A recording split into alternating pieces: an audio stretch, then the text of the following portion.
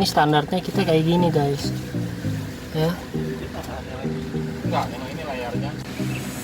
Kalau tombol belakang tinggal diputar gini doang. Ya oke lah. Oke? Oke. Siap. Nah ini kondisi udah dibongkar nih. Terus nanti kita pasang bodinya dulu nih ya mas ya. Ya, bodinya dulu. Pasang bodinya, terus layarnya mana teh? Jadi kayak gini lah, wireless kekinian lah ya. Ini mau nyambungin wirenya ya mas ya? Ya, Buat kamera ya? ya betul. Udah pasang di situ ya? Iya. Nah ini awalnya ada animasinya gitu ya, lucu ya. Halo guys, ini adalah tampilan depannya ya. Depan seperti ini. Jadi dia ada dua layar gitu ya, mirip-mirip apa sih Nokia itu yang Windows gitu. Di sebelah kanan ini ada musik, ini radio, kecepatan, ini YouTube, ini setting, dan di sini ada button untuk volume ya. Nah, kalau di bawah navigasinya itu ini untuk Google Map, ini untuk Bluetooth, ini untuk menunya, ini untuk setting suara, dan ini untuk menggelapkan layarnya. Jadi ini kalau dipencet mati. Terus pencet lagi, nyala lagi. Gitu. Dan di bawahnya ini untuk ada buttonnya, hampir mirip ya. Untuk suara juga ada di sini. Nah, kita akan lihat dulu menunya. Menunya seperti Android pada umumnya. Ini juga bisa di swipe ya. Ini adalah widgetnya, tapi kan kita belum atur, ini kita belum atur juga. Nah untuk aplikasi ini cukup bagus ya menurut gua ya, karena kebutuhan gua di sini adalah gua butuh hanya untuk Google Map aja sih sebenarnya, karena mobil gue ini manual dan agak repot kalau sambil megang handphone ngecek. Jadi yang gue butuh sebenarnya hanya untuk Google Map-nya aja. Nah cuma di sini fiturnya juga lumayan oke, dan kita juga bisa download ya, download lagi. Nanti gue juga akan download apa aplikasi yang mungkin diperluin gitu ya. Yang jelas pertama-tama kita mesti masuk ke settingannya. Settingannya di sini juga bisa dilihat. Ini memorinya 2 GB. RAM-nya 2 GB. Kalau memorinya itu ada 16 GB, jadi cukup lah ya. Soalnya apa sih yang kita mau pakai di ini kan nggak terlalu banyak juga. Yang perlu pertama-tama dinyalain itu ini guys, WiFi-nya, karena di head unit Android ini dia nggak built-in SIM card, jadi juga nggak perlu maintenance untuk diisi pulsa dan segala macam gitunya. Jadi langsung aja connecting ke handphone kita di mobile spot, terus connect ke sini, selesai gitu ya. Terus habis itu beres deh, kita bisa pakai. Kemudian yang satu lagi, kita mesti login Google. Nah ini gue sih udah login, tapi sebelumnya gue mesti login dulu biar Google Maps-nya jalan.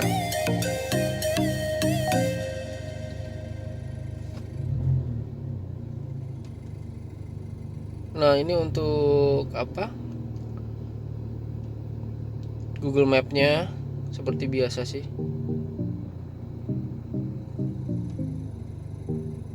ya, dan nggak lemot juga tuh, nggak lemot.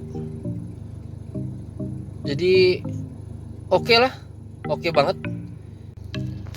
Kemudian yang penting juga adalah setting Bluetooth guys. Ini udah connect, kebetulan ini handphone yang gue pakai sekarang nih untuk ngerekam. Kita konekin dulu biar jadi connectednya by Bluetooth. Ini ada lambangnya di sini sama pakai WiFi ya.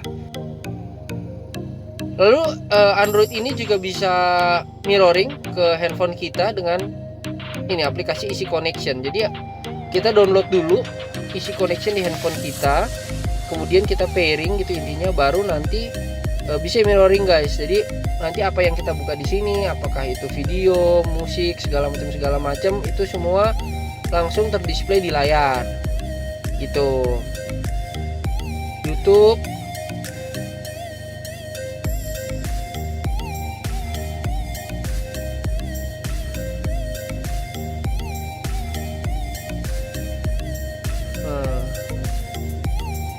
kita cek kita punya vlog kemarin. Nah, untuk kualitinya sendiri lumayan ya, cukup oke. Dan kalau untuk kejernihan gambarnya kan tergantung sinyal ya, dia low high-nya itu otomatis gitu. Jadi ini cukup lah untuk nonton YouTube, cukup lah. Ini baliknya gimana? Coba. Nah, oke. Jadi YouTube ya cukup oke ya. Ini udah mulai download. Nah, ini udah selesai guys. Nah, ini juga udah bisa waste ya kan, dan nggak lemot, nggak oke. Soalnya kemarinan itu ada teman Audi yang ganti head unit juga, Android, yang jadi kayak Androidnya tuh built-in gitu di layar BB8 nya dia, atau B8 setengahnya, tapi lemot, katanya lemot. Ini enggak.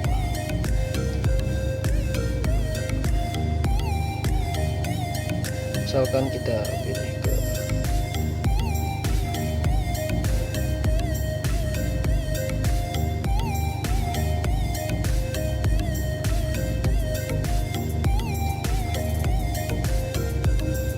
siap-siap berkendaralah dengan aman. kemudian ini kita udah colok USB. Yang ini kita udah colok USB, kita langsung cek ke sini. Jadi kalau udah colok USB, kita klik video nih, itu dia langsung auto open. Kebetulan ini lagunya anak gua.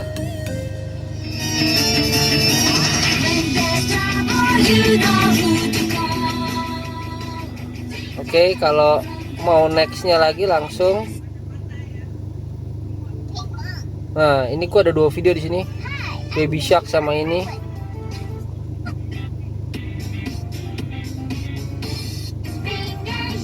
Tuh.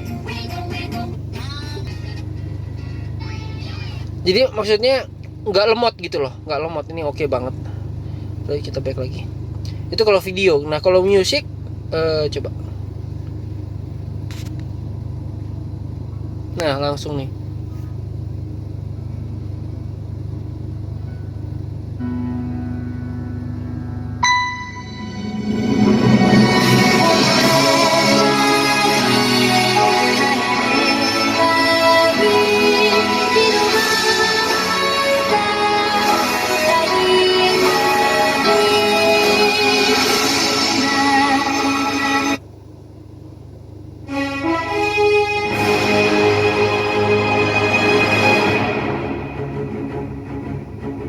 Jadi kalau di musik ini dia langsung autoplay ya, sifatnya autoplay.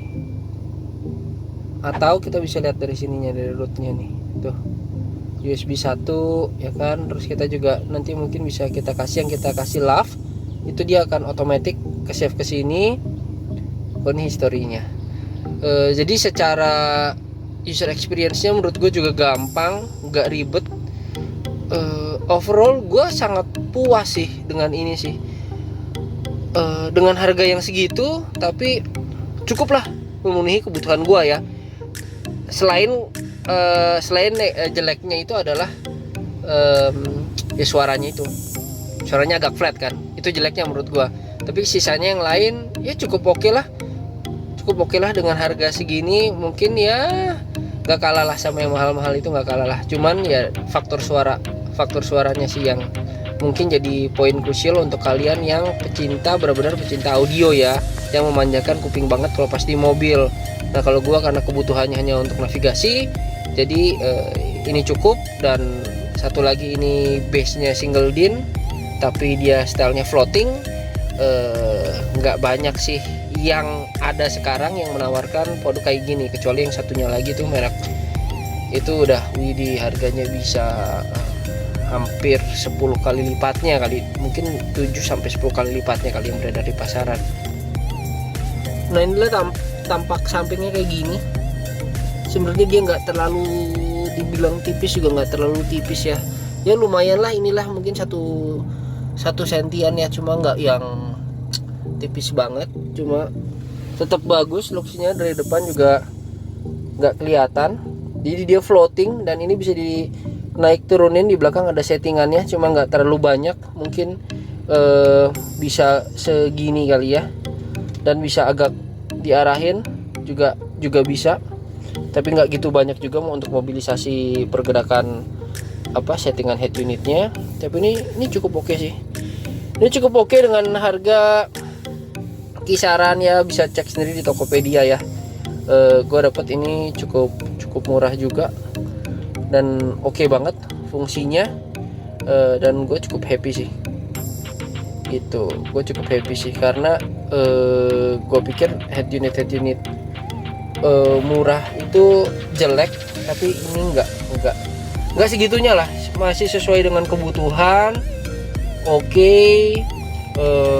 Balik lagi ke kebutuhan lu apa. Kalau misalkan kebutuhannya memang untuk setup audio yang bagus apa segala macam, ini jangan dipakai. Mendingan beli yang langsung branded dan sesuai kebutuhan lu dan sesuai budget itu. Tapi kalau misalkan kebutuhannya cuma untuk ala kadarnya, ya mau coba ya silahkan. Itu aja guys, review kita kali ini. Semoga memberikan informasi yang baik untuk teman-teman yang memang mungkin mau ganti head unit ya. Kalau perbedaannya dengan tipe-tipe lain yang mungkin ada yang lebih murah atau segala macam, nah gue kurang tahu tuh. Tapi yang jelas sebelumnya sih gue memang sudah tanya nih ke beberapa toko audio.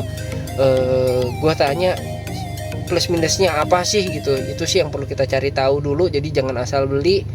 Terus yang pasti yang kedua harus sesuai dengan budget lu. After that ya monggo dibeli barangnya. Gitu aja review gua ini. Mungkin gua kasih nilai 8 sampai 8,5. Ini cukup oke lah, cukup oke dan sesuai dengan kebutuhan gua gitu, dan nggak lemot, itu yang paling penting. Oke, sekian review kita. Semoga nanti gue bisa review lagi yang lain ya. Cuma gue review apa ya? Boleh juga komen kalau misalkan gue mau ada review apa mengenai seputaran mobil, boleh di info, nanti coba kita lihat ya, kita bisa bantu nggak. Oke, sekian segitu dulu. Sanardi Project sign out. Jangan lupa share, subscribe, and like. See you guys, bye bye. Boom, boom, boom, baby car. Boom, boom, boom, boom, baby car. Mom